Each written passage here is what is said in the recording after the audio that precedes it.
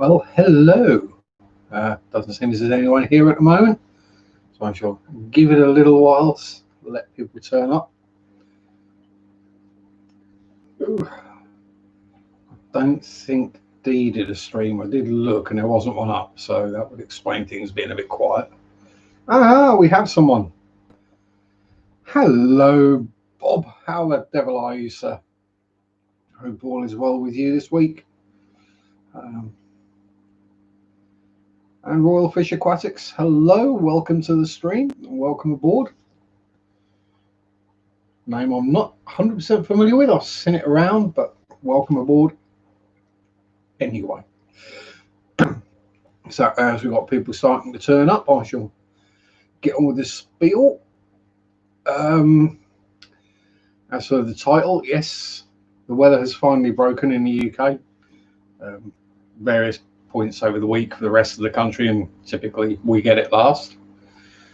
As you may tell, it's looking a bit dark. I have got all the lights on, apart from the kitchen light. I'll turn that on in a moment.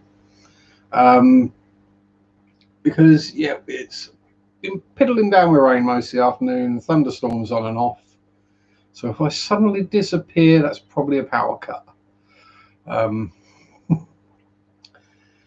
Not much I can do about the weather, unfortunately. I will just turn on the kitchen light so we get a bit more, not a lot, but a little bit more light on the subject. That's a little bit better.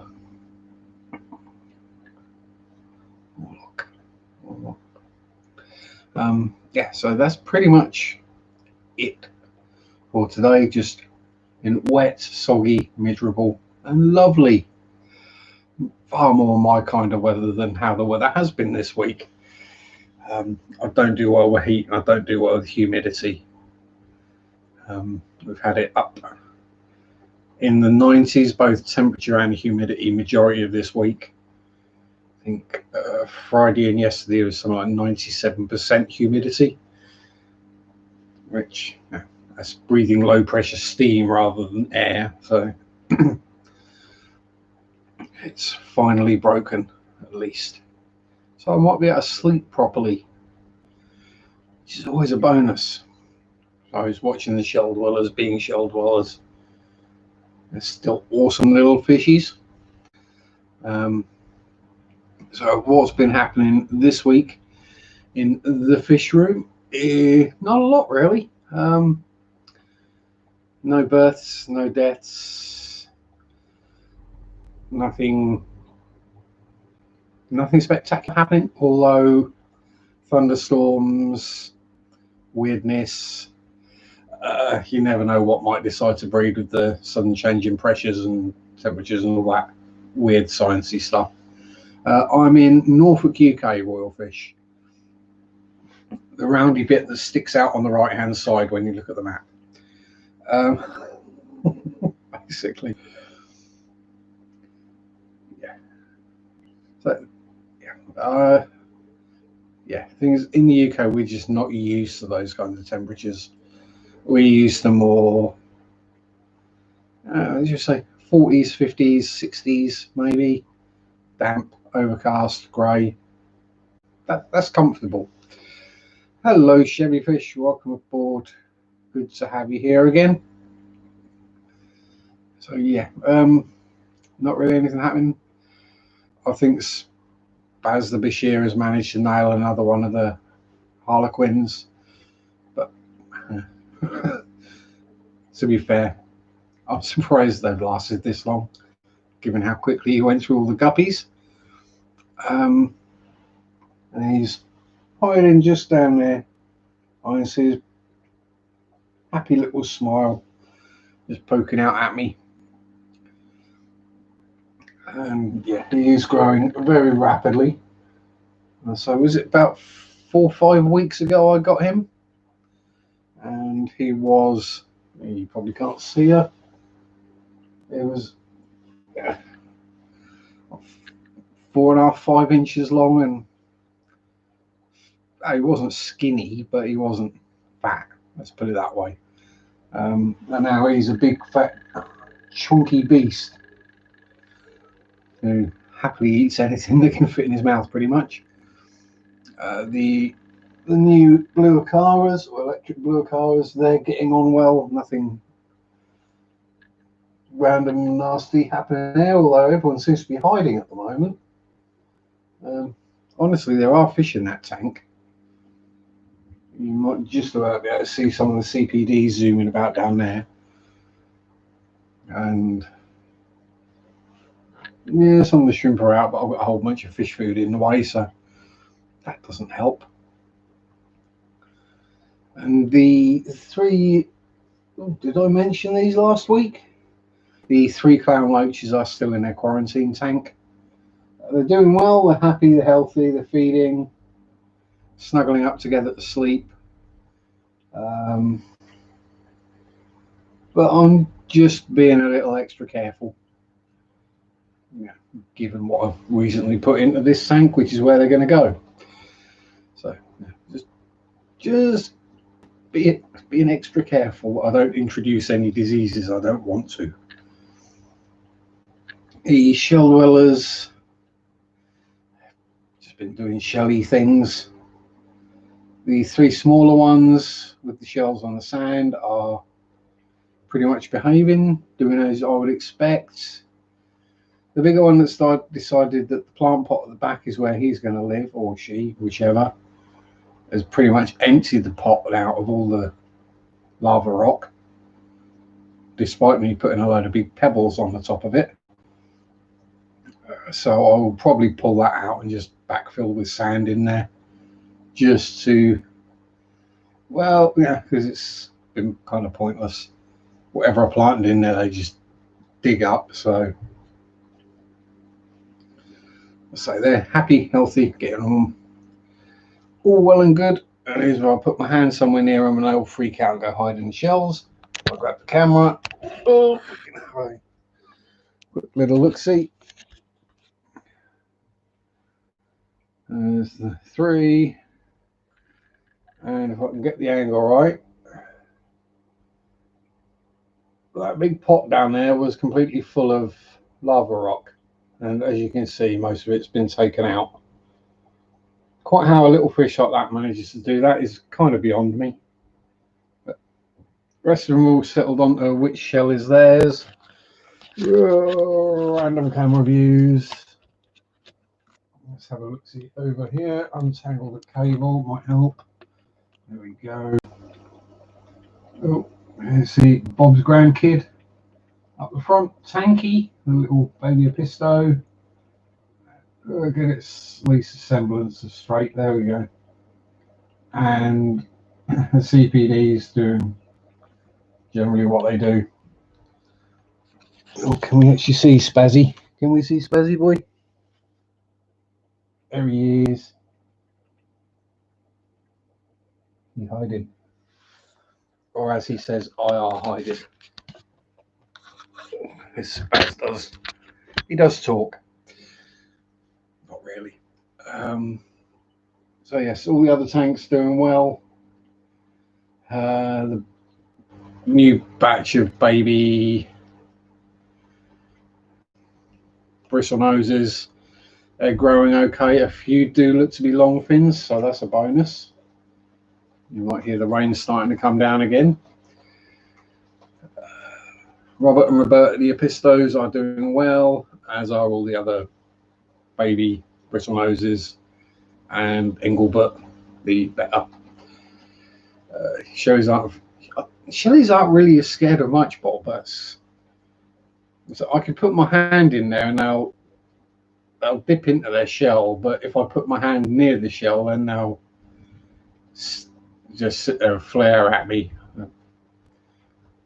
I'm sure at some point I'm going to get nipped, which will be very cool. Because up till now, the only fish that's tried to bite me was other than guppies and platies, which think the hair on your hands and arms is algae and trying to eat it, was an angelfish. She bit me. Then she was psychotic. So yeah, they do protect their little homes. Very, no, you can't blame them, can you? You think the effort it takes a little fishy like that to basically bury an escargot shell or empty a plant pot of lava rock, they're going to get quite defensive about it. I would as well. Again, no sign of babies yet, but I don't know whether they're old enough, whether they're... I don't even know whether there's a male and females in there, let's be honest. So as I only had them a few weeks, we'll give them plenty of chance. Entertaining enough to watch anyway, and if needs be, I can possibly add a couple more. We'll see where we go from there. So as I say, the clown loaches will be going into here. Yes, I know they're going to get too big, but clown loaches do grow slowly, so I should be safe for a little while at least. So this is the only time I've ever seen clown loaches kept before. There's only ever been one on their own, as it were, with community tank, which is one clown loach purely to eat snails. That's all you have them for, apparently, or so I was told back in the 80s. But having the three of them, they're a little gang. They go around, they have fun together, so they're not hiding up, they're not actively out and about exploring and hunting for food and doing what you'd expect a fish to do, really, as is everyone. The glow light Danio that went white is now going black. I mean, if I look at it from here, it looks like it's seen the clown loaches and trying to copy their colour patterning, which I don't know. It's a very strange fish, that one, for sure. And there we are. That's about, I'd say that's pretty much everything that's happened here this week, fishy wise. I've had nothing new turn up. Did put the video up, was that Thursday, about the silent air pump, the Kambani, which is the one I use on most of my tanks. And yeah, they're just awesome. I say awesome, no, they are actually silent. You could have one in your bedroom and it wouldn't be a problem, says the guy who sleeps down here with all the tanks at the moment. So it'll probably feel weird to me when I go back upstairs to sleep and I haven't got the noise of all the tanks going. Okay. He was just 3 or 4 months old, so a while. Yeah, so I have no idea. I mean, one of them is noticeably larger than the other three. I kind of went that thinking that the bigger one would possibly be a male, hopefully, and the 3 smaller ones might be females.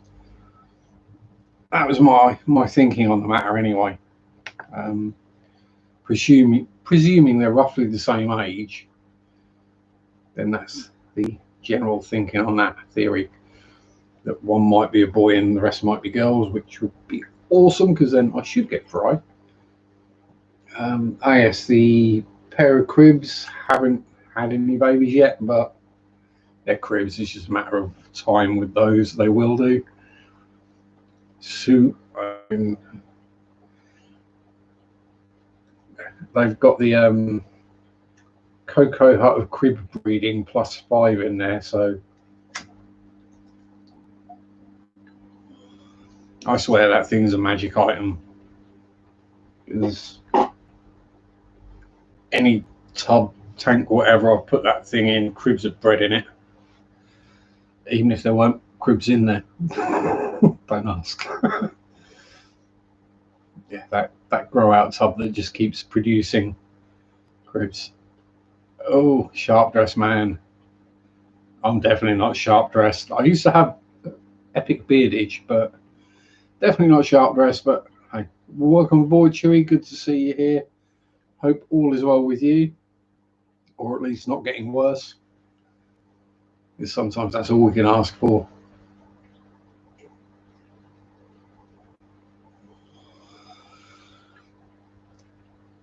And following on from last week's stream, saying goodbye to my best little buddy ever, the floof monster himself. Now, I don't know of everyone's feelings and beliefs in these matters, but he has been to visit me 3 times. First time I didn't know, I wasn't sure. Texas Hippie Coalition. It sounds like it should be a political party, Chewy, that one. That really should be.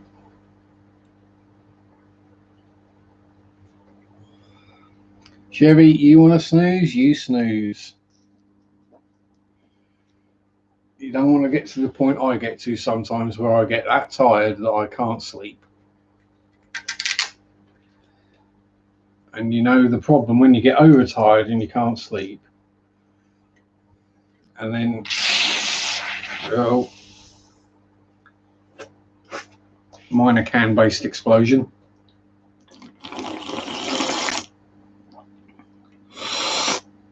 Excuse the slurpy noises. But when you're that overtired that you need to start drinking this to actually go to bed. Heavy Metal ZZ Top. Cool.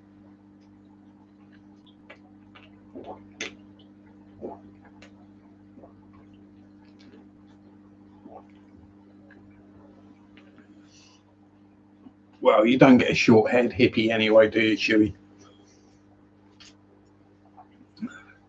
It's like a punk in a suit. It's just not going to happen. Or me in a suit, that's not going to happen either. Yeah, so you can try and pick out. So certain fish are a lot easier to sex than others, and shellies, especially like the Similis and the Maltese, it's almost impossible, especially when they're small. Once they're fully grown, it's pretty easy. But yeah, it's like the Epistos. I'm not sure if Tanky is a boy or a girl yet, but depends. It's one of those where I just go by how big he or she gets. She stops growing at about an inch, it's a female, especially if it turns gold. If it just keeps growing and then starts trying to eat the CPDs, it'll be a male. And we'll have to find somewhere to put it. Yeah, I don't want to use CPDs as live feed. Guppies I don't mind too much. Well, that wasn't the intention. I don't intentionally generally feed live fish. But if a bigger fish happens to eat a smaller fish, to me, that's just nature. That's generally the reason why I've had some kind of dwarf cichlid or whatever in with guppies all the time. Even an angelfish, just to keep the fry numbers down. And there's still a couple of baby guppies floating about in there somewhere. And they'll be the ones that are really good at hiding. Hair metal band, no hairspray needed. No hairspray needed here at the moment either, Chewy, given the thunderstorms we've been having today. None directly over Attleborough, but there's been a lot around here, fairly close by. So I know exactly what will happen. There'll be gentle rumbles off in the distance, which is all good. Fine. Now, then we'll either get one directly overhead, which causes a power cut during my stream, or it'll be about 3 a.m. and I'll get woken up by it. One of those two is going to happen. Yes. I've got another busy week at work.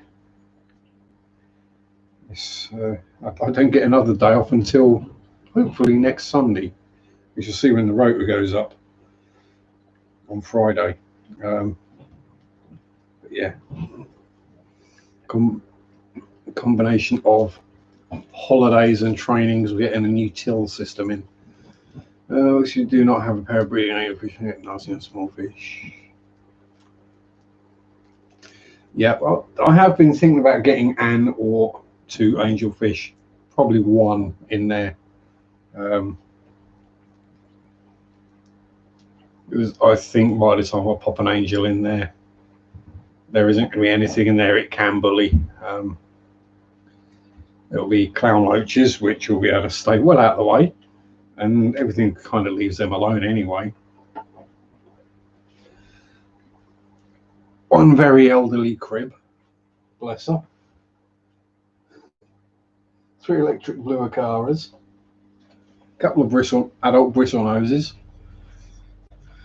a couple of bamboo shrimp, a couple of giant African wood shrimp, and a Senegal baisha, which, let's be honest, angelfish ain't going to have a go at a baisha or an acara.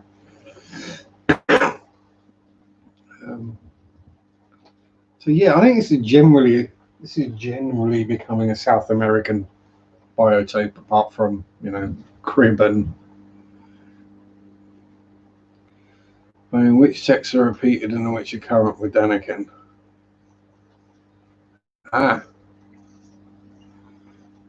Well, hi to Kenny, then Bob, thank you. He's I'm looking forward to seeing all the stuff from his road trip.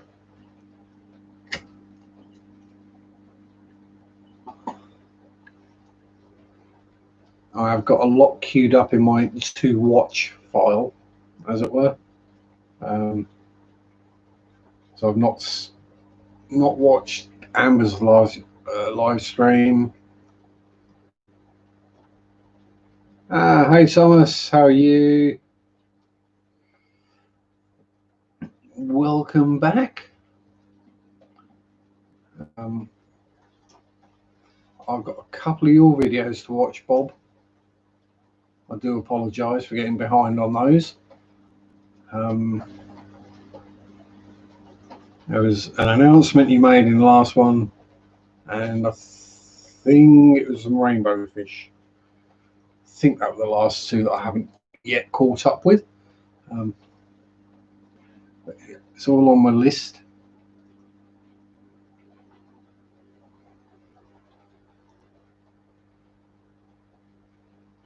Yeah, I'll probably go for another black veil chewy in there, to be honest. So I've got electric blue, silver, orange and black. Orange and black.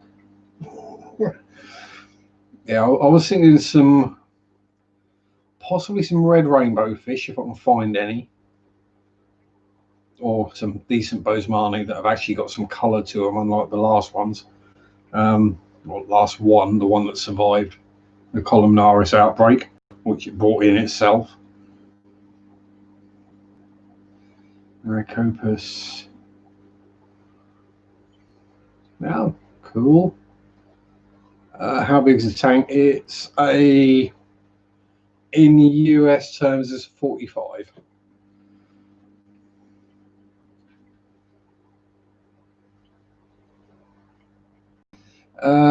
It's all mine, Bob. Problem is, I need somewhere to sit down.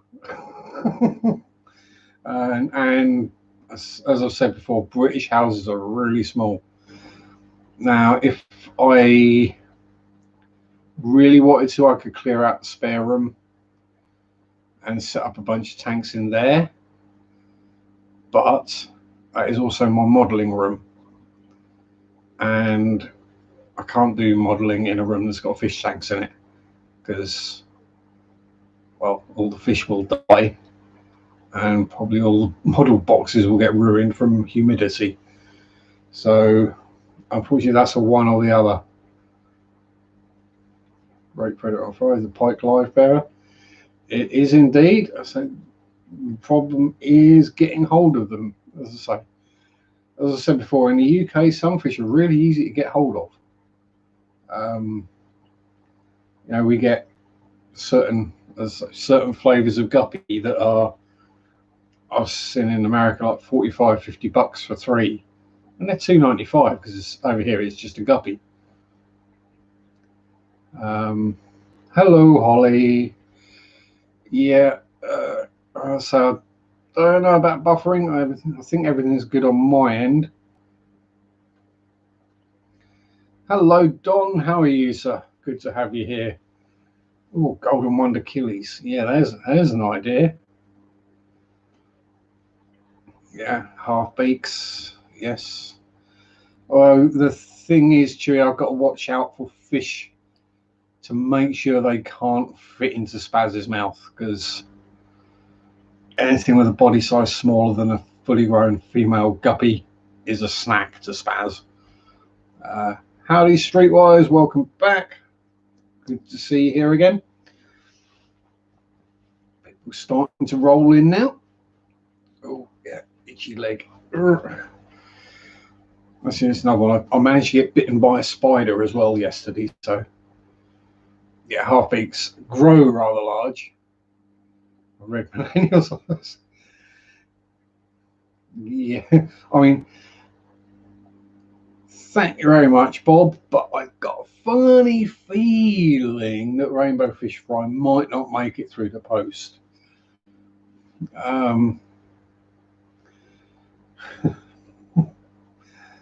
And hey, I wouldn't trust me with fry either or eggs. Something would go badly wrong.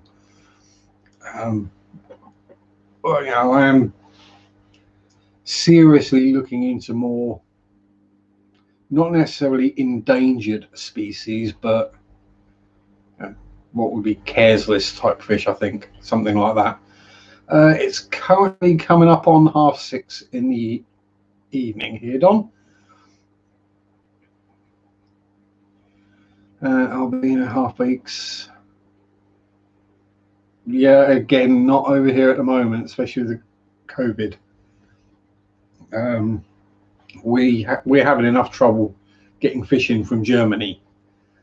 Oh, what's going on there? Oh, quick. Yeah. Phew. I thought, what's the screen gone dull?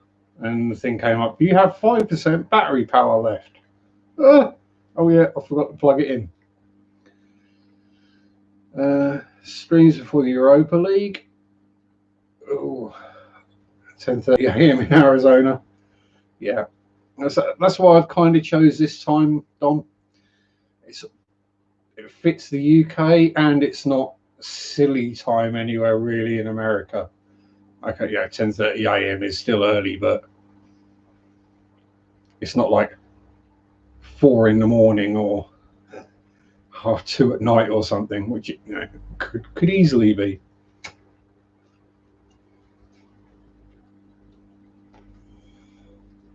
Yeah, I've got it worked out to Eastern time in the US. I know that's generally 5 hours behind.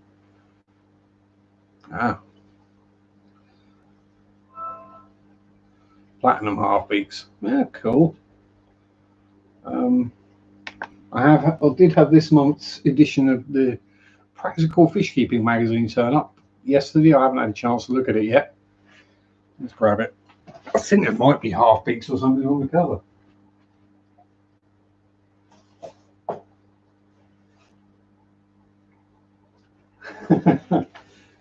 No, it was last month. It was half beaks.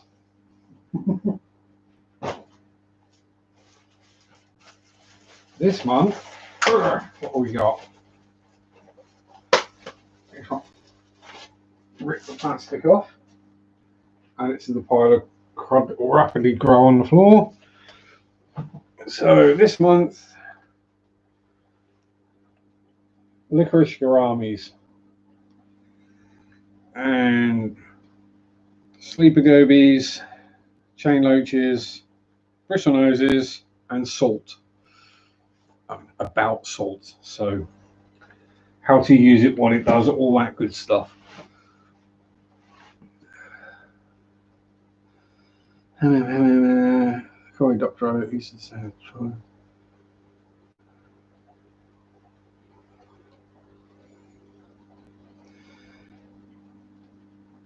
yeah, that's understandable. Streetwise, I mean, if you're, yeah, That makes sense to me. I would. So Amazonas and Coral magazine. Yeah, I'll say it's Mary bought me the subscription to PFK. I've since friended up with Nathan, the editor, on Facebook. So you never know if he gets really desperate. Work say, listen while you drive. Well, drive safe, Don. That's all I say. I'm in transplant case manager.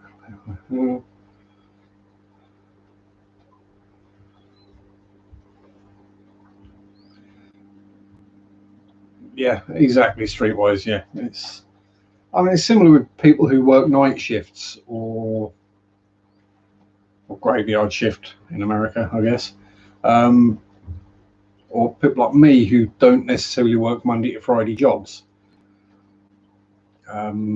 So I don't have a weekend as such. I'm lucky that I get my Sundays off, purely because I see Mary and I do my stream on a Sunday. And my other day off is Thursday. So if I want to have a weekend off, I have to book holiday. So I just go with having the whole week. There he is. There's the big boy. He's the Spasmeister himself. He's not showing up very well, but let's get a bit close. Howdy, Dan. Welcome aboard, sir. Let's have a good look at the big boy. Look at the belly on that, eh? That's what you call a happy and well-fed bishop. Look at that.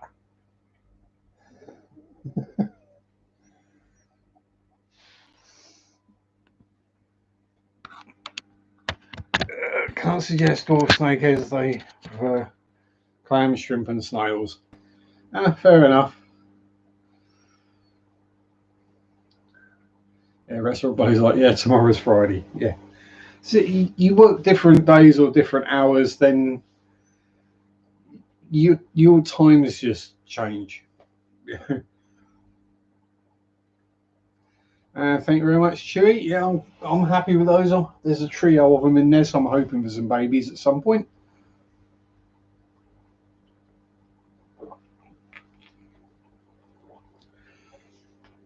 Spaz is a Senegal Bashir. Just go with dinosaur fish.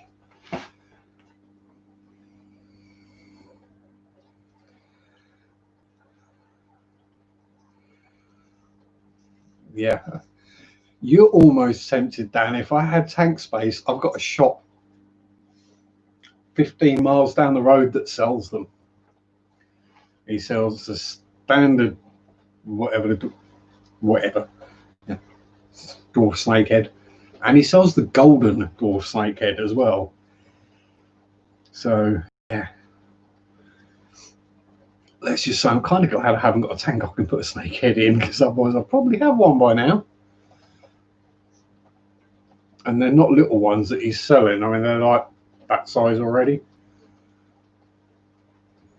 I probably wouldn't want to put my hand in the tank, let's put it that way.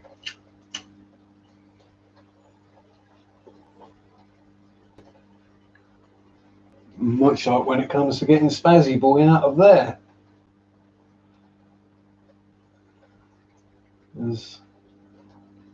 Yeah, I know. It's going to be interesting getting you into a net, isn't it, eh? Without damaging your gills or your fins. Yes.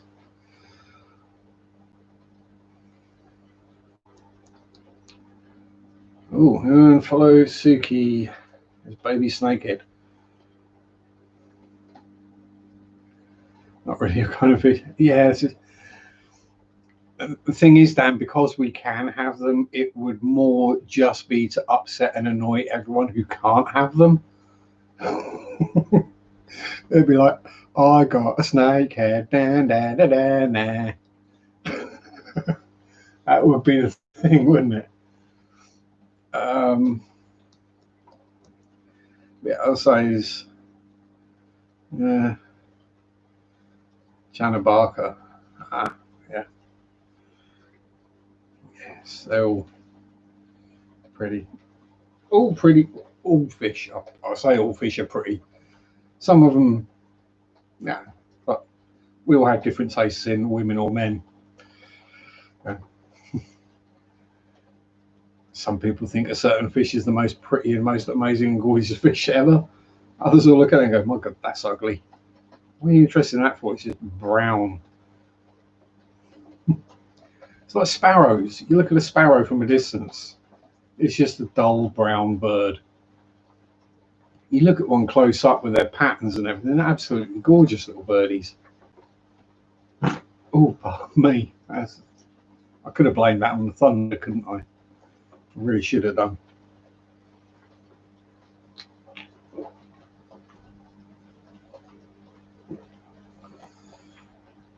Breeding pair. Oh, God. Don't, Chewy, don't. Last thing I want to do is to start breeding something like snakeheads. You know, I'm having enough trouble moving on bristle noses. Ye gods, if I had hundreds of snakeheads to try and get rid of. Oh my God. Jeez, I can't imagine that. Yeah, I've got some fish I'd like to sell on or bring home. I was wondering if we could take them. Yeah, what are they? Yeah, dwarf snakeheads. Yeah, we'll take one, maybe. Oh, thanks. Oh yeah, I know they're related to betters. Look after their own babies, so more of the fry survive than die. That's not a good argument for keeping them.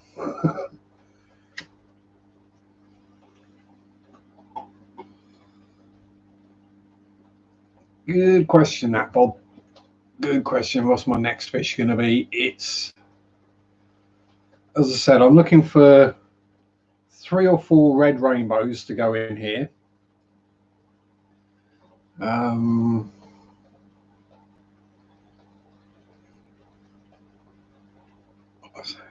Assuming there is a red rainbow fish, if I can get red rainbows, then all, because I think the red, the blue, the Acaras, and the grey and white of spaz, the black and the orange, or the chain of cloud loaches. Oh, pardon me.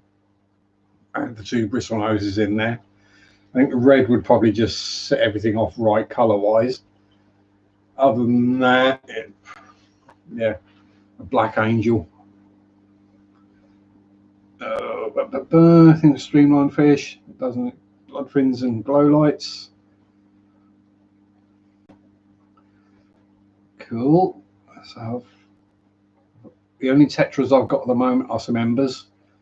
Other than, yeah, I think the only other tetras I've had were neons, which were my first fish. I went into the, basically, I set it up on the Saturday, filled it up, let it come up to temperature, got the fish on the Sunday, on the hottest day of the year, and in they went, completely uncycled tank, and they did great. Over time, they gradually died off. It went like, from the last one was in here up until a few months ago. That was, yeah, I would have had that neon 2 years. So I then got killed by Norman, my better, because he had enough of it trying to eat his fins. One managed to choke itself to death on a pellet. I came home from work and no, that's one of my small ones, Don. That's me keeping it low, quiet and polite, not ripping it out full blast.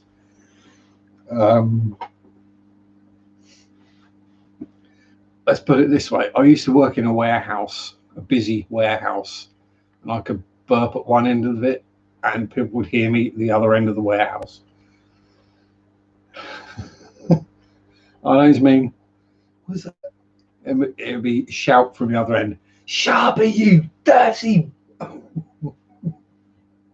Yeah. You got a burp, you got a burp. That's my view on it. You can try and do it discreetly and politely if possible. When you're in a warehouse or whatever, who cares?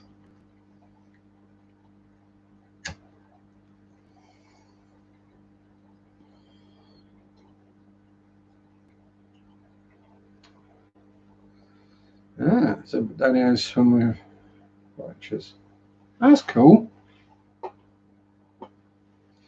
So I'm guessing the Danio the snakehead keeps the Danios safe, and the Danios probably eat any of the little parasites and type things that would possibly bother the snakehead. That's cool.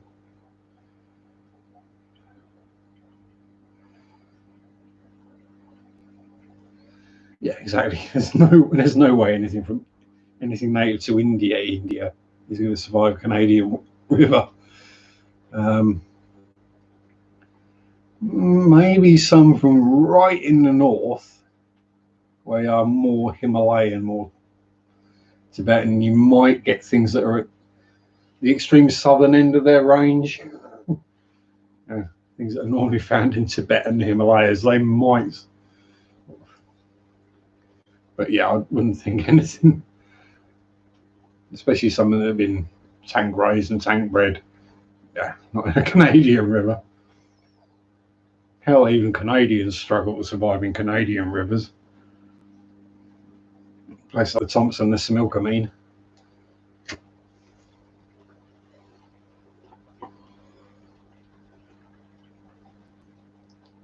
It's okay. I've been watching Dan Hurd prospecting, gold prospector, Canadian dude, British Vancouver, on YouTube. So that's why I know some of the Canadian river names. Biggs had and bred before they banned them. Yeah, but yeah, that's Chris Biggs though, Chewy. Chris Biggs is a well-known and well-respected aquarist. I'm just some noob with a YouTube channel and a camera. Let's be honest with this.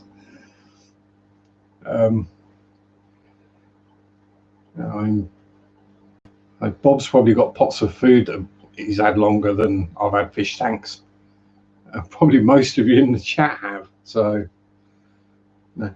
I'm here to learn from you guys as much as anything. If I think of any questions, I ask, and then I get an answer, and it's great. And hopefully, I can entertain slightly at the same time.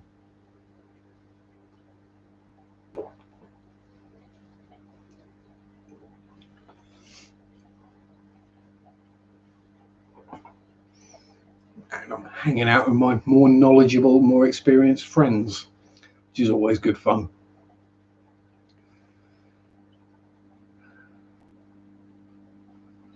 Could have had him in the 90s, a young uncle. He said he got zebra plecos.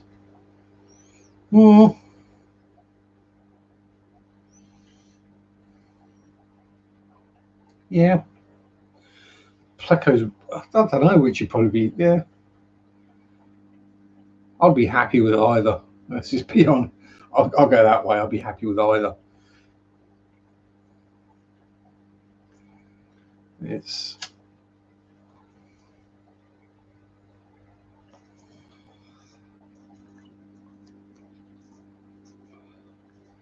I'm saying the savings fund is gradually going up for the Mega Flex. I suppose I really should measure to see if one will fit, but I think it will. Might have to move the Hoover, but sorry, vacuum. Yeah, I reckon I can get a Mega Flex in there on the stand. Then we could be looking at some interesting fishies. So that would probably be when I did decide to go for something a bit on the more out there and rarer side.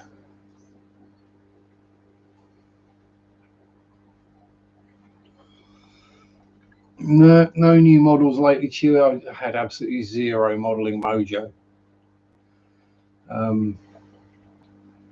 It's just not the will to go and sit down and build or paint is just not there at the moment. It'll come back. Cooler weather will help, because as I said, I don't do well in the heat, and when it's 30 odd degrees up in the cave, I just don't want to be up there. I was saying that I had to go up into the attic this week. I checked the temperature upstairs. It was 31, which is 90 odd something. Went up into the attic. When I came back down, it felt cold at 31. So I don't want to know how hot it was. Looking forward to another video of a local fish store. I shall try and do one for you, Bob. I shall. What have I done? I did the Maidenhead Aquatics and Scape Nature.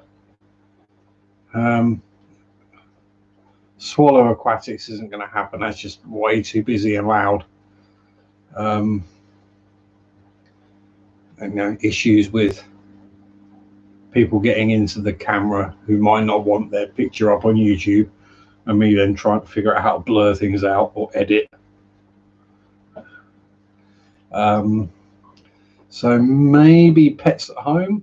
If I remember next time I go there, I will take the camera and ask. I shouldn't think it'll be a problem. That's normally a fairly quiet corner of the store anyway.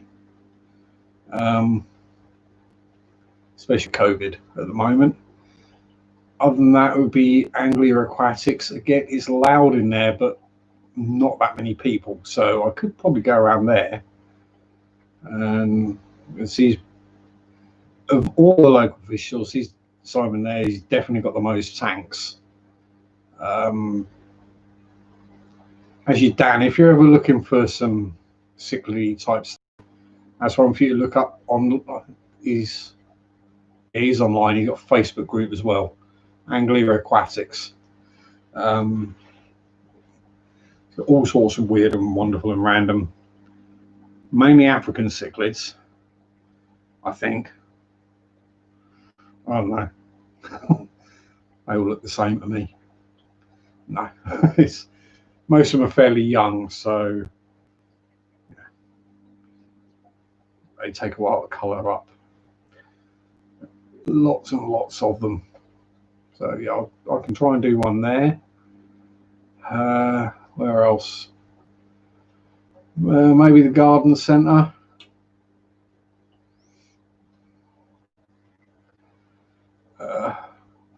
I could try to, Chewy, if he's willing to talk on camera. Or I could ask him and then I can say about it so I sound knowledgeable.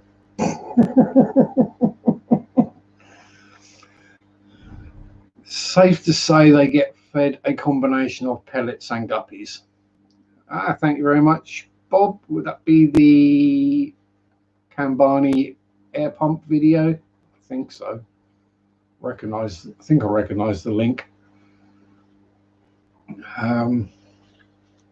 Yeah, if you can get those air pumps in the US, they are silent. And there's one power in the shrimp tank. There's one power in that tank. There's one in that tank. There's one in that tank. The tub down there. And all you can hear is the Tetra Whisper tucked down in this cabinet back here. Can't hear any of the others. Okay, yeah, they don't produce a huge amount of air, but they produce enough to run a sponge filter, and they're silent. So, you know, and they're a decent price at the moment as well, which is also good.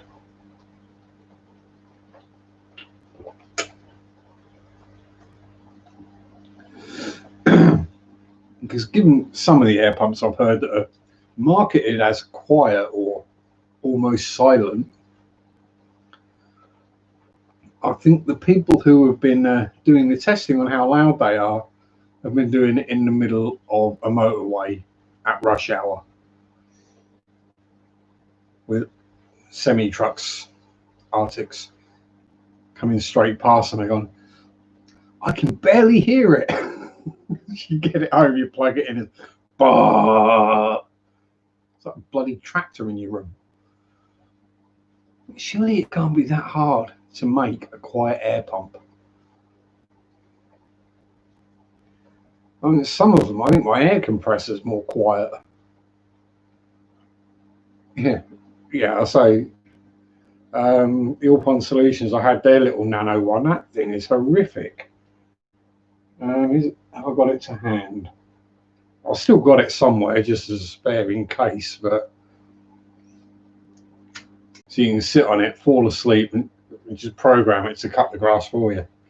Just don't tell anyone so they think you're actually doing it.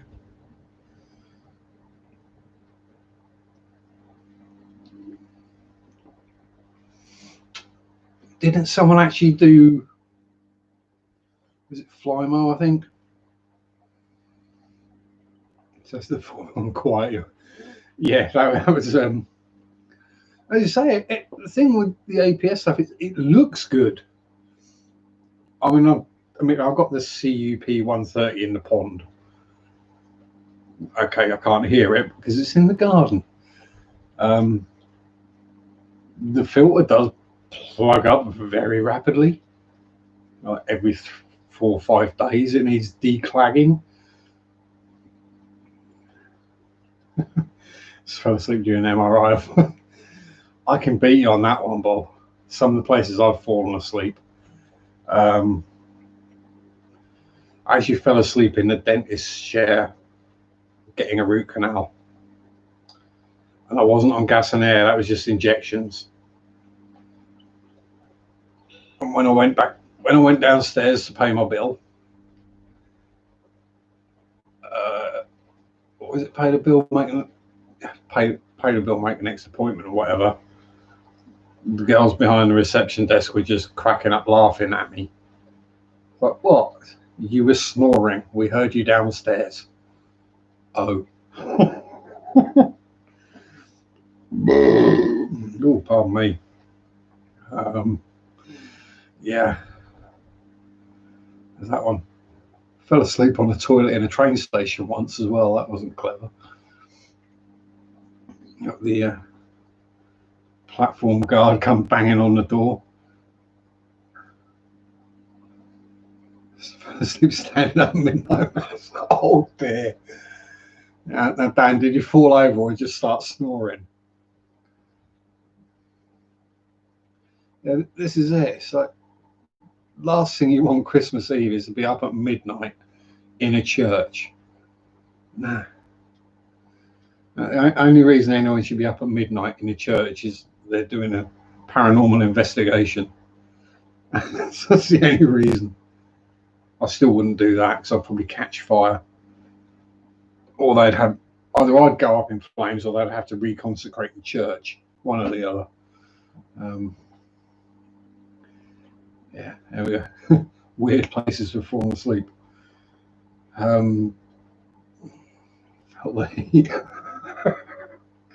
These are only little burps. Oh dear, bless you. If I let a ripper out, it'd distort the microphone big time. I've woken up the neighbours before burping during the night. Yeah, midnight masses. It was one of my foster families did that.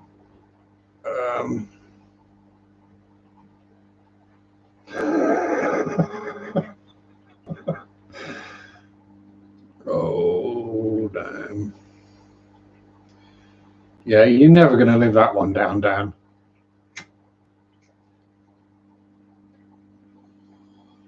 Even with the sympathy vote from being attacked by a seagull, you still fell asleep standing up in church. That's a good one. And that's right up there with me falling asleep halfway up the stairs and waking up in the morning in the same place.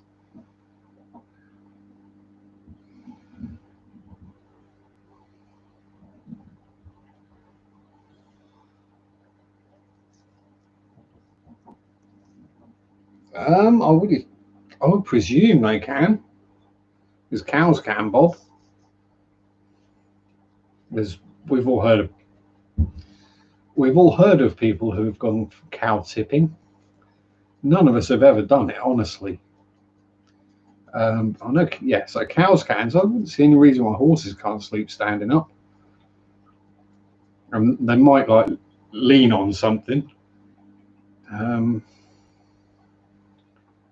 I'm pretty sure I've seen a horse leaning up against a tree. Now, whether that was just because it had been eating windfall apples and was a bit drunk. Marked an arrow, yes.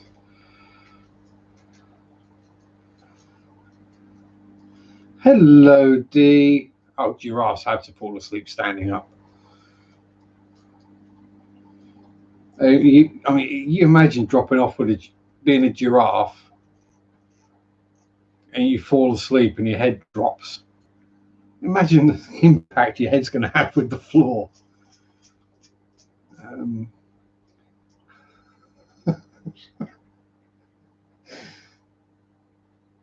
Hopefully there's video of that. That would be hilarious. I mean, it'd be sad for the poor giraffe, but it'd be hilarious to watch. It's like those ones where you get someone falls off of something or has a dumb accident. You can't feel bad for them, but it's funny at the same time. I hope all is well with you, D. I missed your stream today. I did tune in and look for it, but I didn't see one. So hope you were just busy doing other things or overslept. Yeah, and I can keep that fish legally. Exactly. It's just whether I can get it. I'm sure there are. I mean, we can't technically. We can't keep water wisteria. Is it water wisteria? That, and there's another one we're not allowed either. It's one of those popular pond plants that has a habit of getting into the water system. Thank you very much, Brian. Good to see you here. And take care of yourself.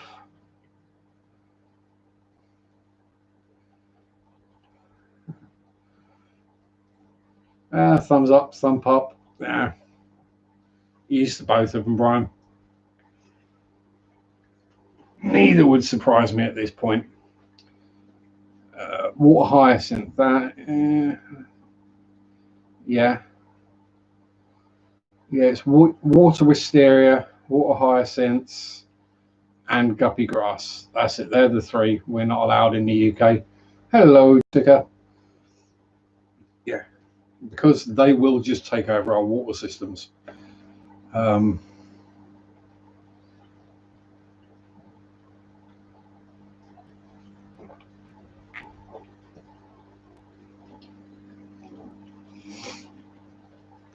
The only gutting one really is the guppy grass, because that would be awesome to have. It's a very useful, easy to grow plant that is just epic to have in fry tanks or shrimp tanks or whatever. It supports so much micro life, microfauna. It's just awesome for dinky bobby fishies, but we can't have it. So we have to grow moss instead. Or try to grow moss. So yeah, what you said about that one, the better. Some reason I can't grow moss. I'll buy it. The only one it ever survives in is the shrimp tank. Any other tank I put moss in, it just disintegrates into nothing.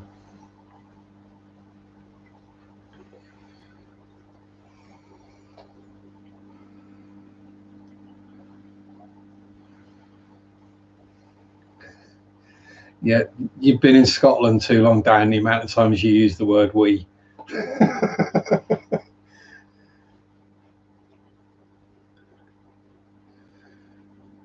Species of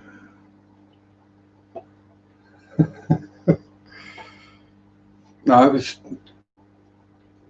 those crabs have nothing to do with me. I got rid of my crabs years and years ago.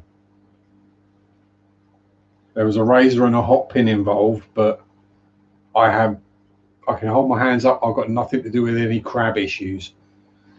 Yeah, it's like me. I've got Norfolkisms coming into my speech now, so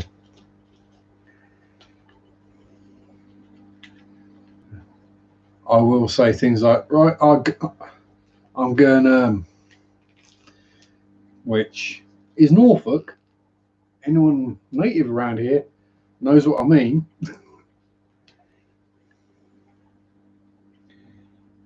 I did confuse someone the other day. We were talking about food, and they thought I was talking about some weird exotic new thing. I wasn't. I was just saying ham and eggs in a tired, lazy way. So it was ham and eggs. And they didn't quite understand I was talking about ham and eggs. Oh, thank you very much, Bob, for the Rainbow Fund. That will come in.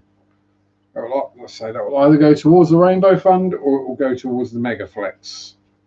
Mega Flex. Pammy! Hello, my dear. How the devil art thou?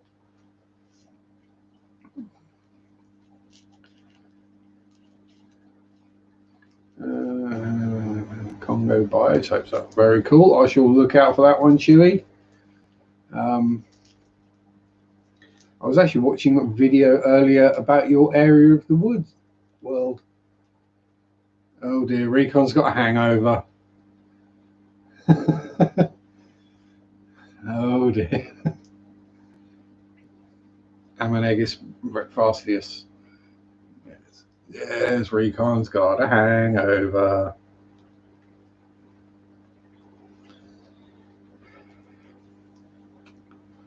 At your age. Al. There's been a lot of that going around lately.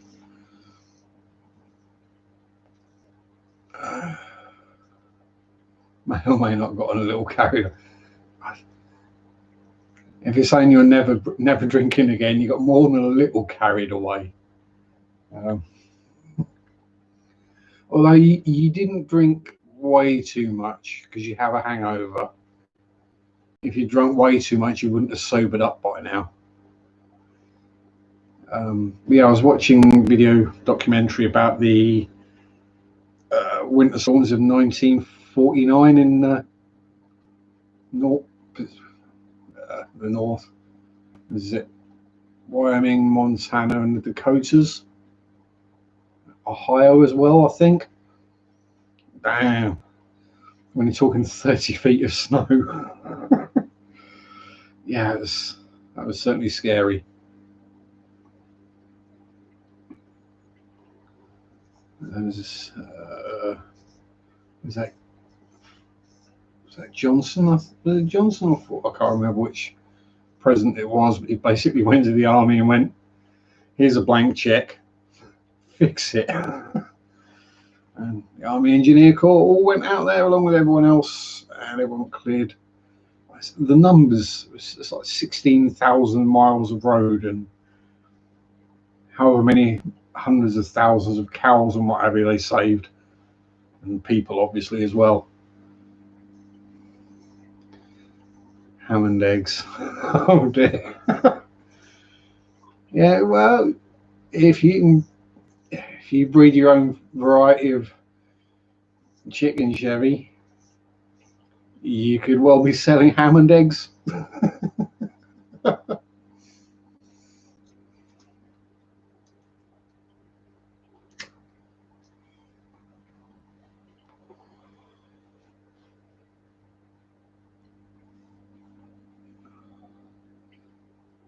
Ham and eggs. Eggs. Oh dear. Yeah. As I say, where I'm from, it would be spelled something like, as you say, where I'm from, and also where Dan's from as well. It'd be that.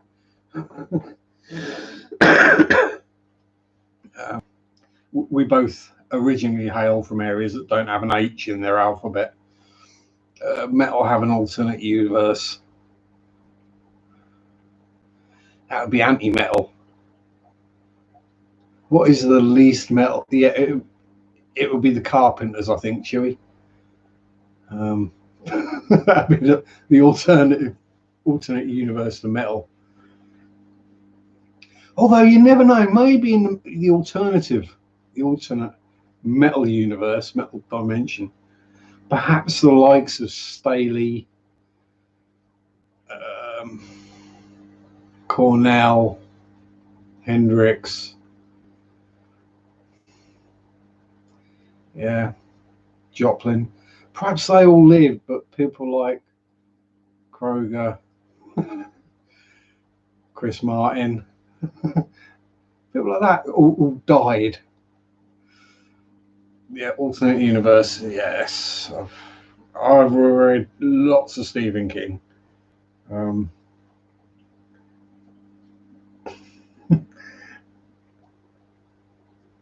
I actually called someone Misery Chastain yesterday, so yeah. Thankfully, she didn't get the reference.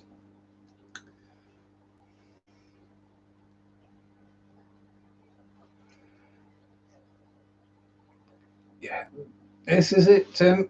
The older you get, the longer it takes to get over a hangover. When you're 18, yeah, sorry, because we can drink legally at 18 in the UK. Well, you can drink earlier, but you can legally buy it at 18.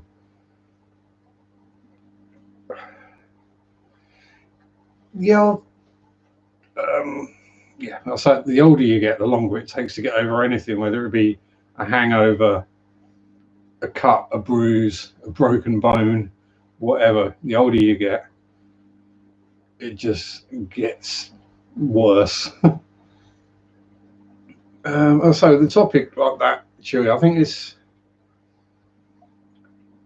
the alternate universe is in the writer's head. It's the writer's world, as it were. Because we generally don't all see the world and the universe in exactly the same way. We all, each have our own individual viewpoints on it, whether that be beliefs, scientific deduction. We all have slightly different views on these things.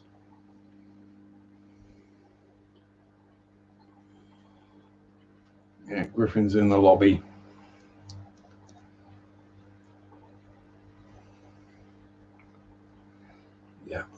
Yeah, so I've read a lot of King, a lot of Lovecraft, fair chunk of Poe.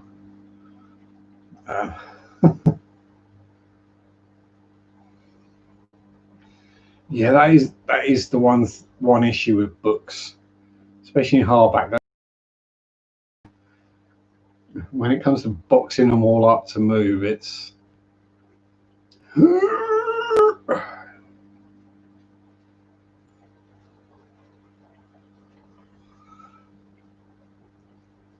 although one I can recommend is from Games Workshop's Black Library, is the Horus Heresy series. I mean, if you get into it, I think they're up to something stupid like book 36. But that's very cool. Lots of artists. Yes, alternate universes and myths. Yeah, alternate universes, parallel dimensions, all that good stuff. So when it comes to the paranormal, I'm torn between, is it the spirits of people or creatures? Is it something leaking through from a parallel dimension? Is it a bit of both?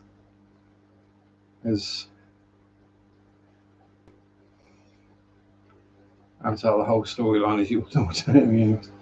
Yeah, well, less said about that movie, the better. or as I refer to it, the biggest waste of 3 hours in my life. And that included a geography exam that I finished in an hour. And I had to sit there for the next 2 hours. Oh no. Custom broke. Yeah. There's always a problem in it. It's Windows, and you'd think, oh, itchy ear. You'd think something like a window, they could just make them all standard sizes, and then make all the curtains and all the blinds and all the fittings all the same standard sizes. It just make life a lot easier.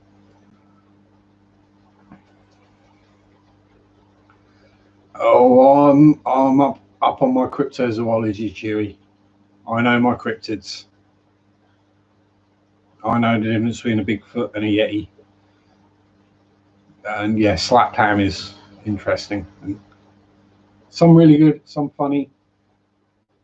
So it's like a lot of the things you can watch, especially on YouTube. The amount of paranormal stuff there is.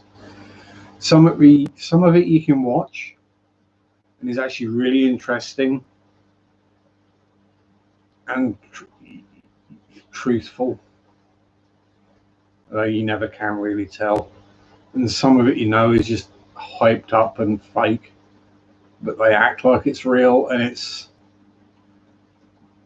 there's the two ends, and there's that big area in the middle where you're never quite sure whether it's skunk apes and Sasquatch.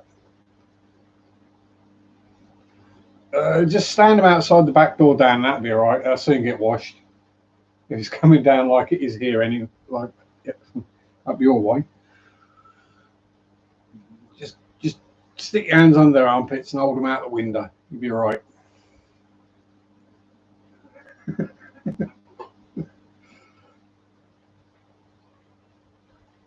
Yeah, Dogman and all the other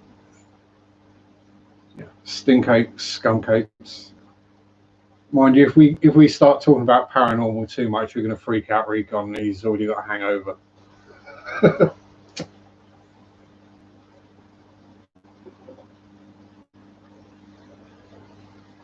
So it's like when you, I'll say we've finally got the rain here, Dan. When you can look all the videos, paranormal caught on video or Bigfoot spotted or whatever.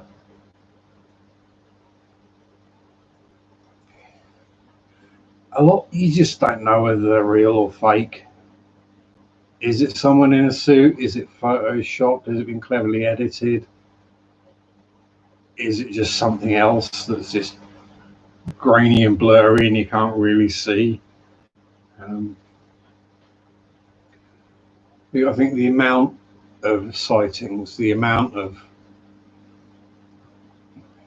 evidence, for want of a better word, there's got to be something to these things. People have been talking about them in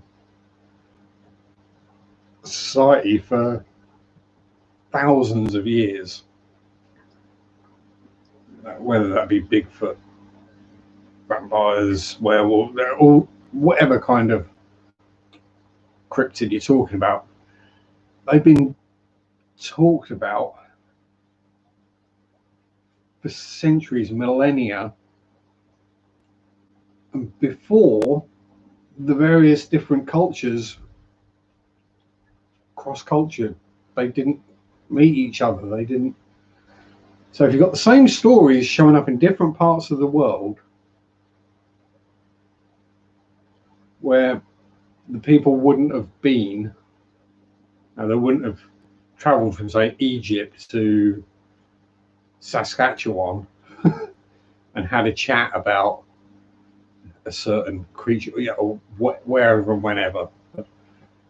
To have the similar stories, there had to have been either been something to it or is something to it. Oh well, we would have found them by now. So really, You think we know all the animals? There's going to be some absolute monsters in that deep ocean that nobody's ever even dreamt of, let alone seen. Yeah, so the pod of orcas off the UK has only got boys. Well, maybe they can introduce a couple of females, or maybe a stray female will turn up. Big J, hello, Big J. Bit warm where you are, is it? As I say, the weather's finally broken here, so I is a happy Wookie. So from this time not even last week, time Tuesday, Wednesday, where it was up in the 90s, both temperature and humidity. That's right now where it's maybe in the 70s, it's high 60s, low 70s temperature, and judging by the amount of rain falling out of the sky, pretty much zero humidity. It's just such a change. Only 100, yeah.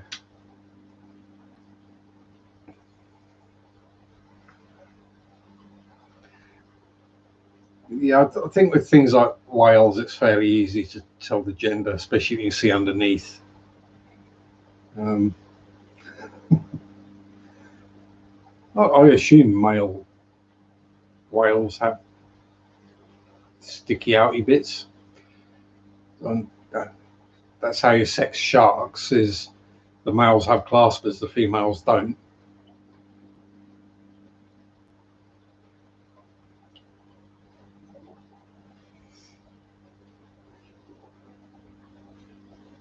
Actually, yeah, there's one I saw. Again, it was a cryptid kind of. Was it a cryptid? Was it real? And there was a species of shark. So found fossils. Rare to find shark fossils, I know, because you're only ever going to find a skull. Well, you're only ever going to find the jawbones. But it basically had a buzzsaw in its mouth. Obviously, it didn't spin around at several thousand RPM. It spun around a lot slower as it grew new teeth, but it was pretty much a circular bone with the teeth growing out of it. And as the bone grew and the teeth grew, moved around in its mouth. So it was mounted in the bottom jaw like that. So it'd bite down on stuff and literally just saw it in half. Norwegian orca, I'm going to find the equator.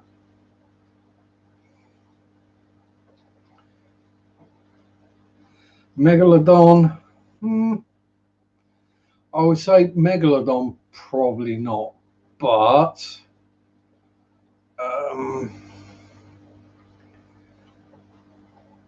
is there some kind of giant shark down there that nobody's seen? Quite probably. I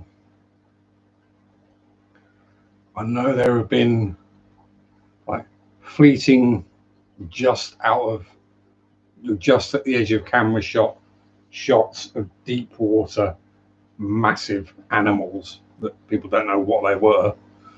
But yeah, there's going to be some kind of massive squid or octopus, massive shark. There's going to be all sorts of weirdness down there. I mean, they still haven't figured out what it is in the blue holes that keeps killing people. And I mean, current theory is an undiscovered giant octopus species.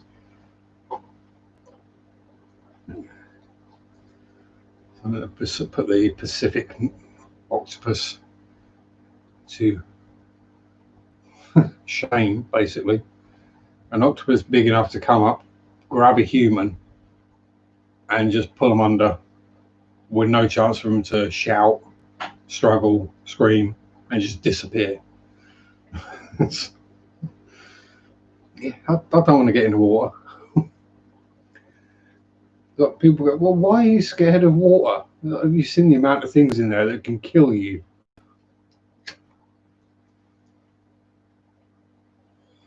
Plus, you know, I don't have gills and I don't float, so that's not a good combination. I am negatively buoyant. I sink like a stone.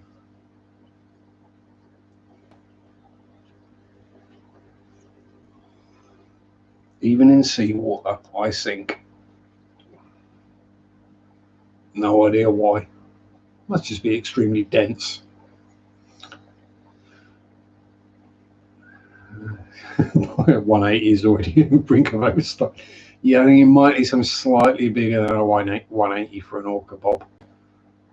Like 180 mile than gallon. Might be big enough.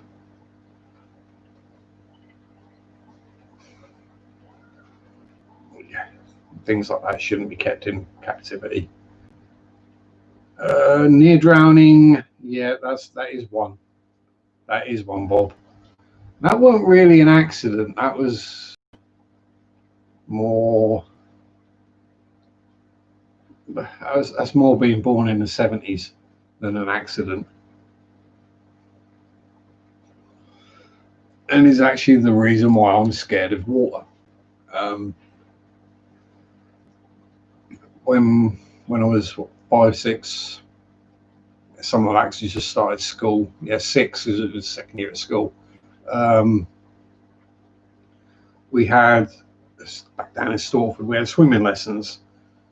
Well, once a week, we went down to the swimming pool as a class. Just the swimming pool in town, not the school. It wasn't that posh. And everyone got to learn to swim, practice, and all that good stuff. Now, I was nervous. I was reticent, let's say. So I was sat at the shallow end, dabbling my feet in the water, and then getting and go for a bit of a paddle, getting up the snow until it started not feeling quite safe, and come back, and then next time a bit deeper. And you know, I would have got there eventually. I would have been splashing about with my friends, but the teacher basically had enough with me not just getting in the water and swimming around like a duck. Picked me up and threw me in the deep end, where I promptly sank to the bottom, petrified, and the lifeguard had to jump in and save me. Of course, that was back in the days when teachers didn't get into trouble for doing things like that. These days, he'd have lost his job, but as it was, I got into trouble for upsetting the teacher.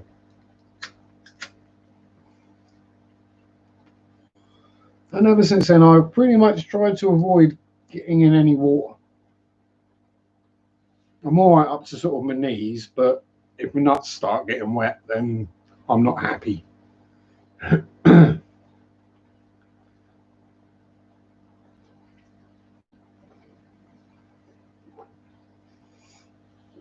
Yeah, if the water comes over my wellies, it's time to get out of it. It's too deep.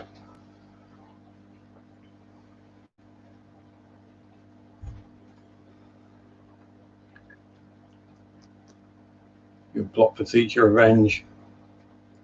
Yeah, I could. He's probably dead by now anyway, Bob. 38 years. He's retired by now, so.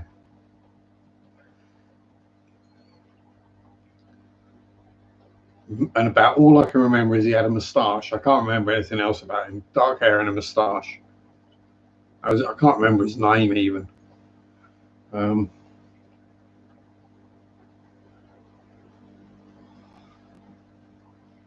that's not too much of a surprise, given my memory. We all know some days I'm lucky if I remember my own name, let alone someone else's. That's why I like working in a store, because I get a badge with my name on it, so I can't forget it. Or if I do forget it, I just look down and I can see it.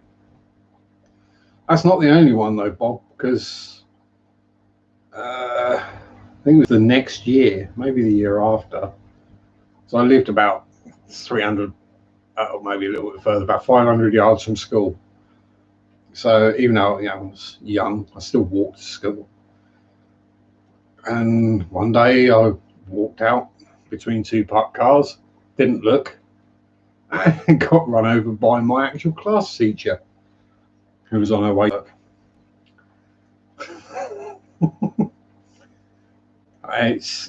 It sounds worse than it was. I basically just bounced off the side of the car and caught the wing mirror in the ribs. So one broken rib, and that was about it. It was good for a couple of days off school and teacher being very nice to me for a while. Oh, you digging again? Are you, Mrs.? Yes. You tunneling away under your shell, burying it, yeah? Good little Shelly. So yeah, I had one teacher try and drown me, one try and run me over, one try and knock me out more than once with board rubbers thrown at my head.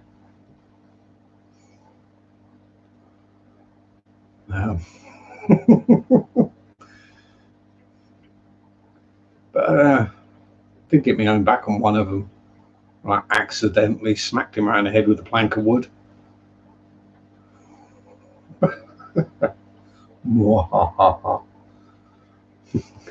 She's no Pam. No, it wasn't Pam.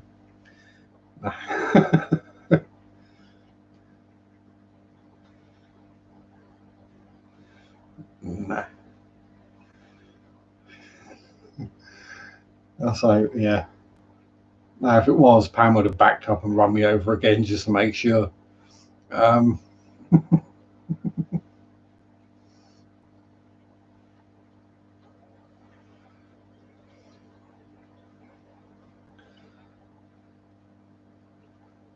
Yes. So, as I was going to say earlier, I got sidetracked.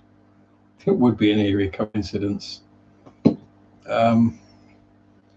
Yeah, so as I was going to say earlier, I have had some visits this week. Started out Sunday night. I went to bed. As I say, I've been sleeping downstairs, so mattress is down here. I just chucked my shorts on the sofa, and my mask was in the pocket of my shorts. Now, when I woke up Monday morning, how to put it? I'm laying there on the mattress. I have my tablet next to me where I've got whatever I had on YouTube as I've been falling asleep. And draped over the top of the tablet was my mask. So I'm thinking, how'd that get there? Huh? What? That was in my pocket. Oh, well, fair enough. You know, maybe it is my current uninvited house guest has started turning poltergeist on me, and all he can do is move my mask.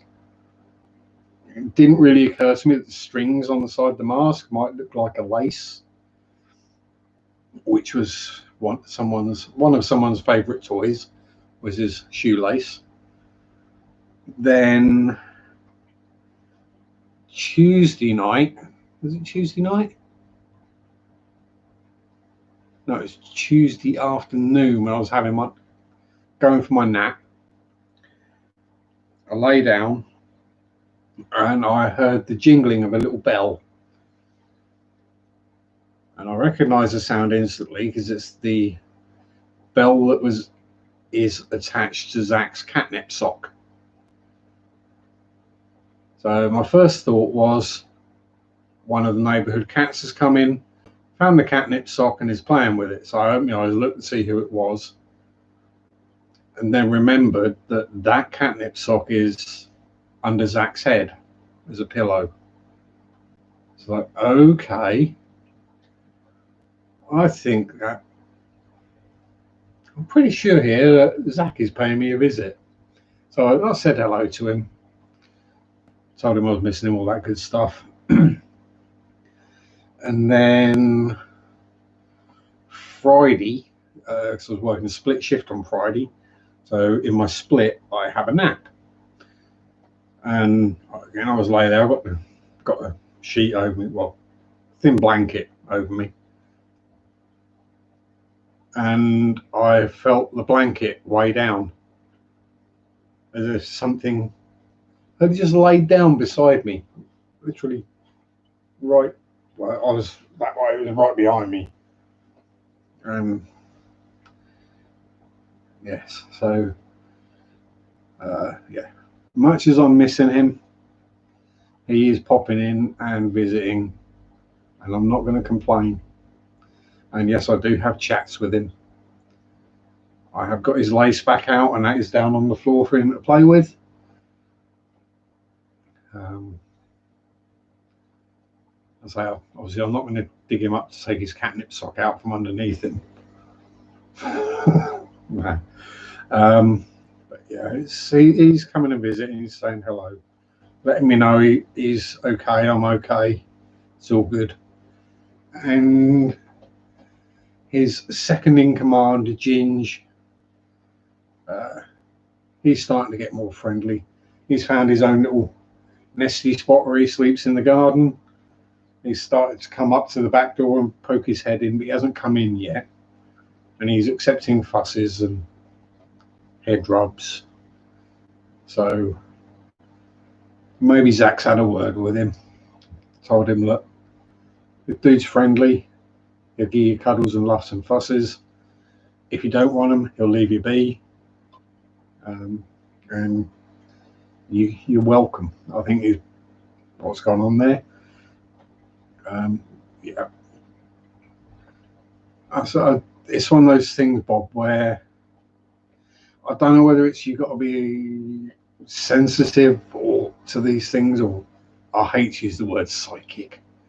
But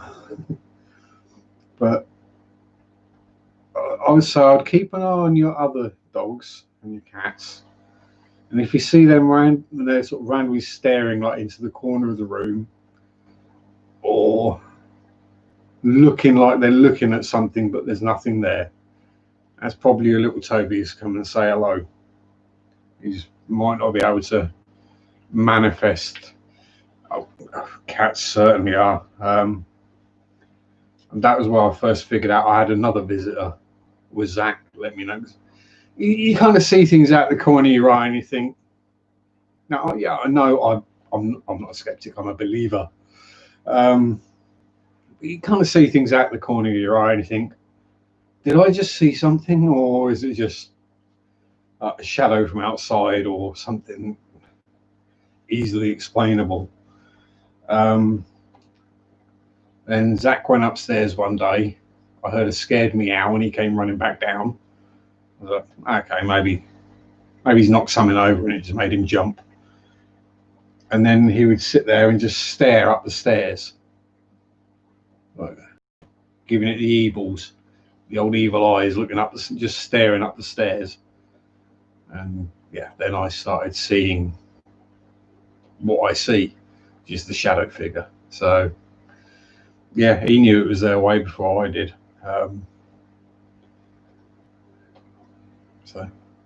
But I had an understanding in the end that Zach didn't go upstairs and it didn't come downstairs. Simple.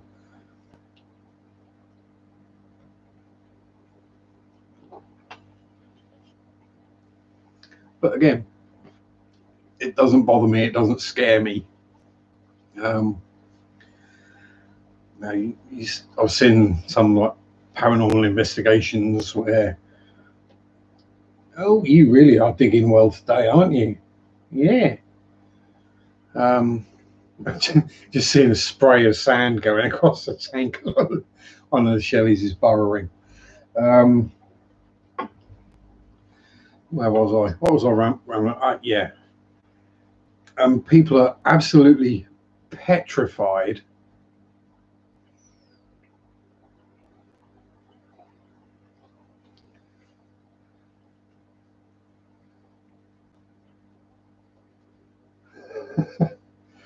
and yeah, it's like they're absolutely petrified at their house, and that there's this demon or whatever attacking them, and they've like seen something out the corner of their eye, or I just heard a couple of footsteps, and they're petrified.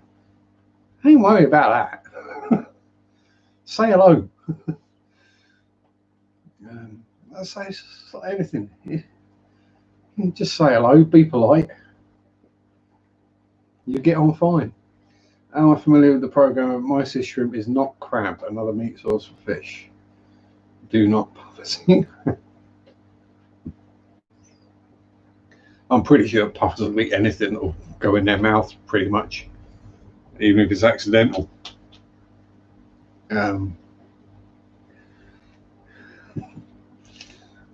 Oh, come on! I've got a bristle nose in there that eats shrimp, that eats snails and blackbeard algae. So, yeah. What can I say?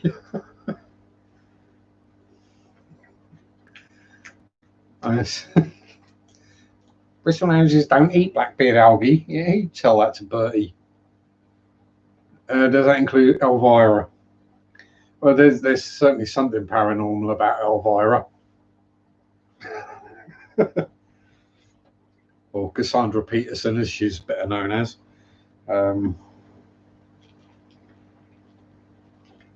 Actually, by the obvious jokes about the size of the ample cleavage, mostly silicon, actually very funny and very talented person.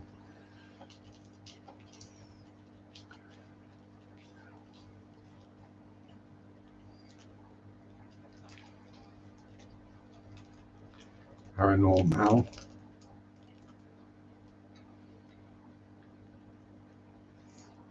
I've got a buddy called Norman that we're pretty sure is related to Uncle Fester, so he sometimes gets called Paranorman. Especially when he's ill and he goes really white.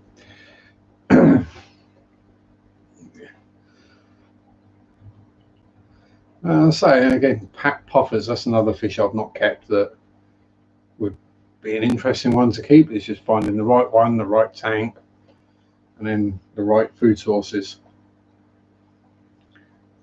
If there was a puffer fish that only ate Malaysian trumpet snails, I would be sorted.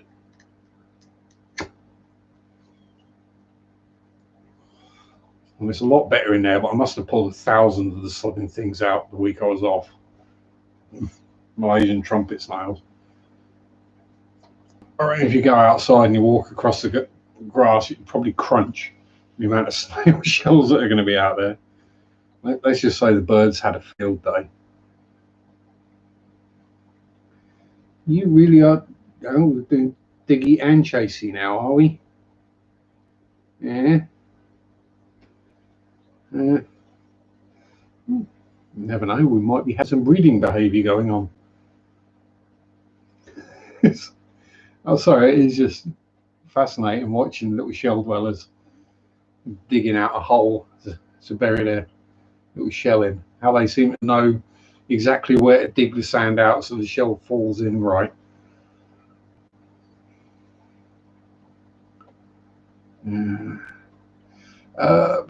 Green crab, not have enough meat for humans.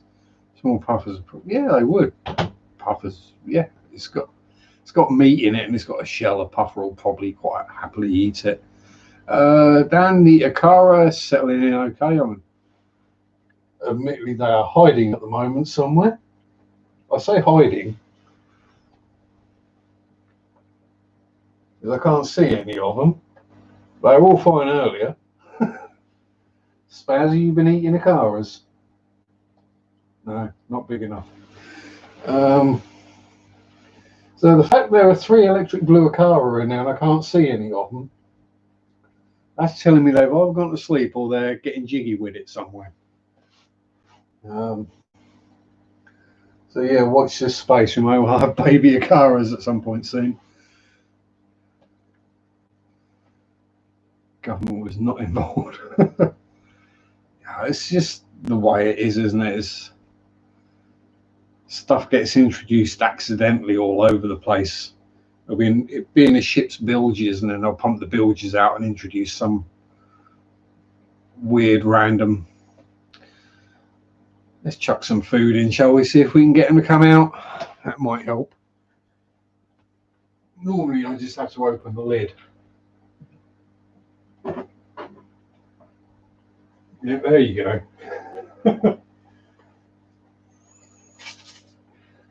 You see, I lift the lid, 3 Akaras just instantly turn up.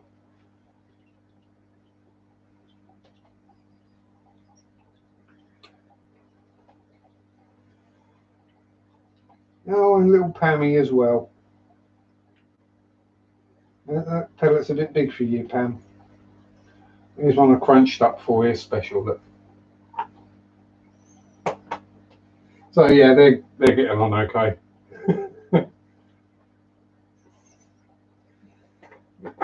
Now I'm going to have to put extra in for Spaz, otherwise he's going to go hungry.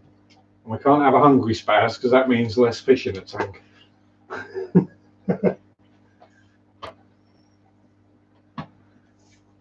So you're just feeding them basically King British catfish pellets, just a high protein pellet. They seem to like them well enough.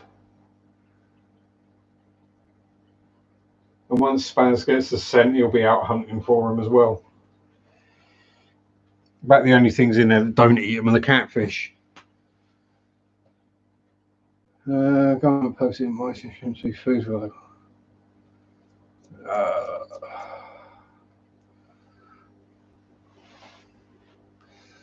things that are invasive. Yeah, this is it. If it's invasive and edible, eat it.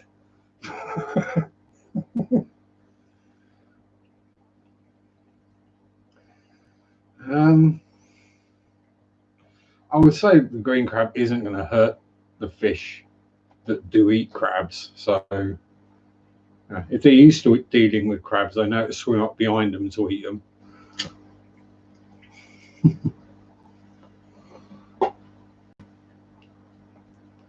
As long as they're not like that picture of the crab that we've all seen, which has got the one claw up and it's got the steak knife in the other claw. That one always makes me laugh.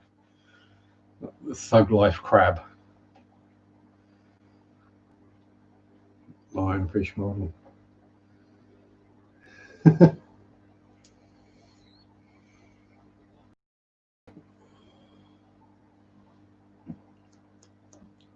Well, I've got some models that are probably as spiky as the lionfish.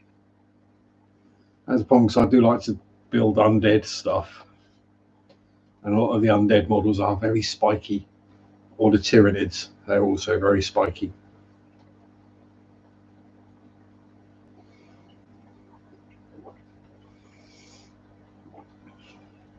Exactly. I mean, you know, those of us who keep fish and love fish, it's going to be kind of sad to see things like snakeheads and plecos or carp have always been a food fish getting eaten. But if they're destroying an ecosystem, surely it's better to catch them and remove them if you can. But then why just chuck them away? Why not use them? The hell, if you can eat them. Or, oh sorry, Chevy. Yeah. The name lives on in my Spaz, who is out and about somewhere. He's not hiding now.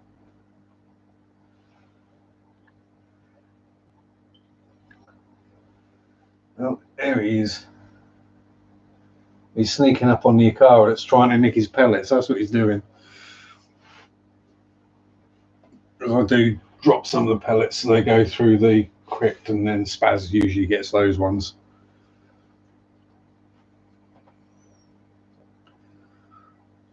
Yeah, hair in my mouth. It's not one of mine either. Very fine, white and fluffy.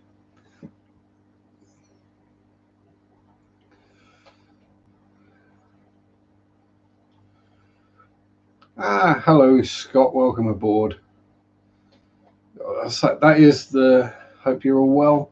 So that is the thing with Florida though, isn't it, Chewy, is that the weather is suitable for pretty much anything to survive and thrive. Unless obviously it's a really cold weather species. I can't see brook char doing very well there, but yeah, anything else, anything from South America, Asia, whatever's going to survive. Only one that survived 9 days in the male in winter. Dang, she was a strong girl then. Or was she the only one that survived because she ate the others? Hard to say.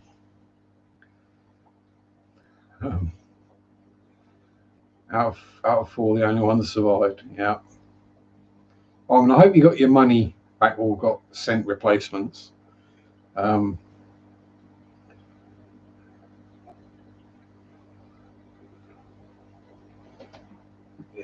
I'll say it's. I always. I'm still kind of stunned by how quickly something like even like a little spazzy boy in here or a crayfish spaz, how quick something as simple as a fish can wheedle its way into our hearts, and we see a character and a personality, and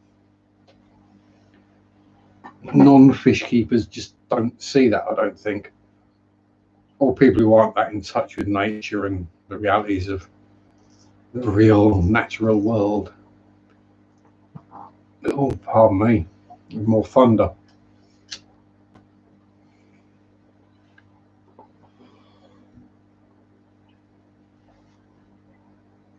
That is a mighty impressive hole you dug for such a little shelly dwelly.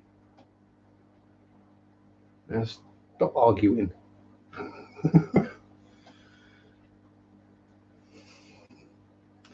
Yes, I talk to my fish. I talk to my fish a lot.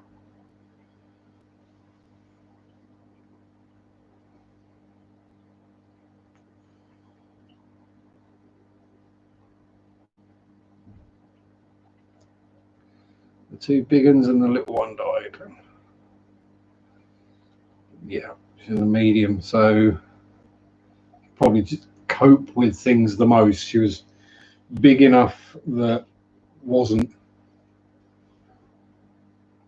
like too small and just couldn't make it. Wasn't that big and old that just couldn't make it without less than perfect water parameters, and I'm guessing probably fed on the remains of the other 3. But yeah, still sad that your spaz is no longer with us.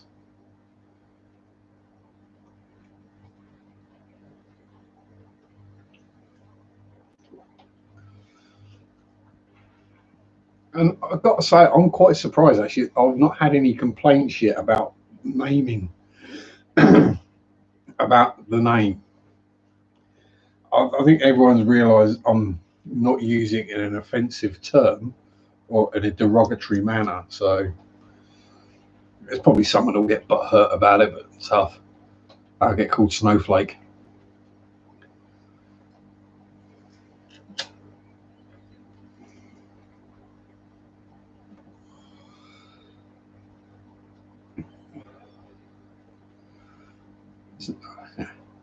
It's not like I called him Gaylord, is it? Hey? Well, you having a bit of a ruckus down there, are you now, buddy? You stirring up all the muck. Yeah, you're hunting for pellets. Yeah.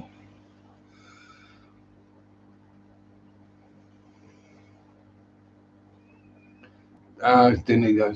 I just got too cold. So she kind of went into hibernation, and the others didn't. Just big enough to survive and not too small to survive. So, but does daughter of Spaz have a name? Or is she's? Hey, Aaron. Oh dear, you're not still having PC problems.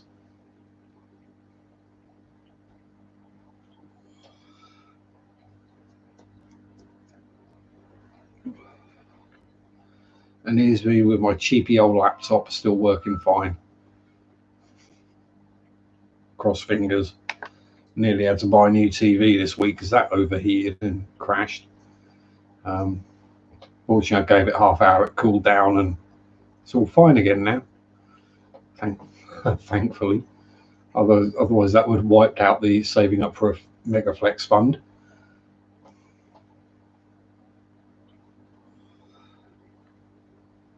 No name yet.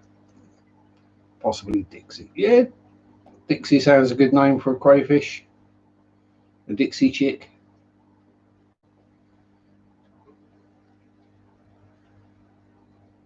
she whistles.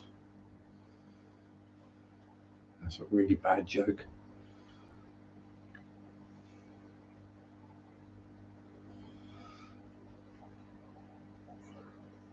Yeah, don't follow that joke to its conclusion.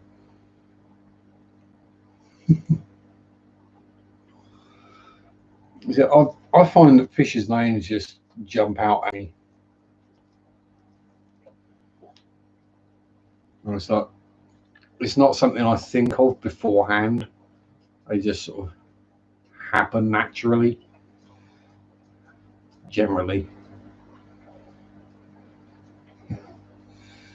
Yeah. Yeah, I mean, obviously Pam the Crib got named for good reason. Robert and Roberta the Pistos, obviously, they also got named for a very good reason. Yeah, I mean, so we've got little Tanky down there. Spaz, Dave, Bertie, Spotty, Ginger, Engelbert, Mr.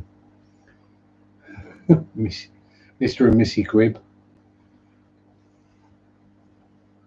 Imagine us if we named Panda, Panda Corey, who is actually my oldest fish now. He is 2 years old. I've had him 2 years now. So, PC lagging. So, probably had an update. That's the thing, Aaron. Every time these things have an update, something goes wrong. And now to update the update to make it work again. Lurk away, Scott. I should only be here another 5 or 6 minutes. Don't know if anyone's on after me or not. Father Fish, I think, has just gone live. So when I'm done, yeah. So yeah, when I'm done, we'll pop over to Father Fish if you're not already there as well. Try and work out let's go with hashtag spaz. Father Fish might have a clue about that. Someone's bunny's named Ginger or cinnamon peach coloured fur. Yeah, my number 2 fur buddy, or my long distance fur buddy, is Nadine's pet bunny, who is called Tony. It suits him, to be fair. Windows 10 Pro, I keep delaying it. 150 days and another 20 bugs. Yeah. Thank you very much, Dan. Yeah. That is the thing these days, is software is released before testing. As can be seen by games like Fallout 76, which is just about playable now, I think. It was nearly 2 years after it came out. Yeah, you get started on your list, Bob. Get your jobs jobbed. And so if I'm still awake, I'll see you in Joseph's stream, no doubt. Or Joseph and Amber. It's on Joseph's channel, but and let's hope Joseph isn't quite as high on caffeine as he was last week. So I think he was very close to getting a slap. Also check to see if he's got a black eye. Bug tester. Yeah, so I mean, I remember like Skyrim and Fallout 3 and Oblivion, and they've just been awesome, amazing games. And then something changed, and I think it changed when they ported Skyrim to the gas station. That just became a buggy, stuttering mess. Played perfectly on the Xbox. And ever since that, everything they've pretty much done has become a buggy, stuttering mess. Yeah, there were a couple of bugs on the Xbox version. But going that big and going that big with that much going on, you're going to get a couple of bugs. Mandy, my dear, my love, how the devil are you? Well done for waking up just in time. I'm doing well. As I was saying a few minutes ago, I have had some visits from Zach. He's been to see me 3 times that I know of, possibly more.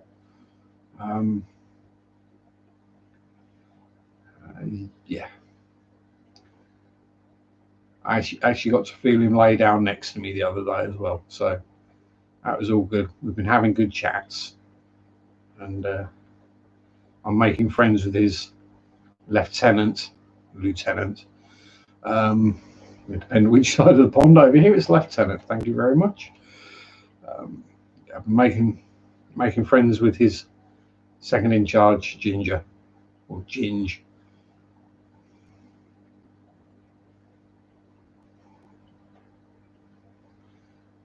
Yep. Thank you very much, Bob. Thanks for being here. Thanks for your super chat. And I shall hopefully catch you at some point during the week on one of your streams. So my hours are all over the place, so I don't know when I'll be awake or asleep or working. I know when I'll be working, but I think it just goes to sleep when I can. I'm not looking forward to the getting off at 11 o'clock tomorrow night and starting 9 o'clock in Tuesday morning. That's not going to be fun. And doing a 9-hour shift. Oh boy. 2 9-hour shifts with a 10-hour gap in the middle of it. That's not good. Yeah, more than welcome, Aaron. Yeah. Hi, if you want a nap. No, nobody has any requirements to be here. I'm always surprised people do show up. So there we go. But anyway, as I say, as Father Fish is running now, I've got some bits to get done, like eat. Oh, pardon me, again, I forgot to have some tea. But hey, it's not like I couldn't stand to lose a few pounds. Hey JC, hey Funk. How the devil art thou? Hope you're both safe and well.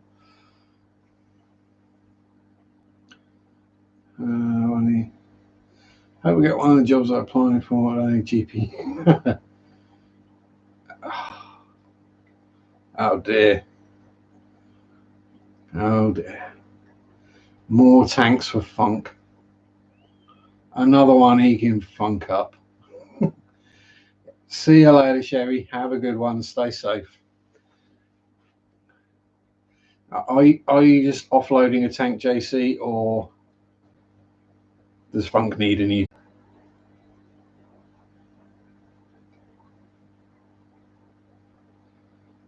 Bloody hell, thank God he shut up. I thought he'd never bloody stop.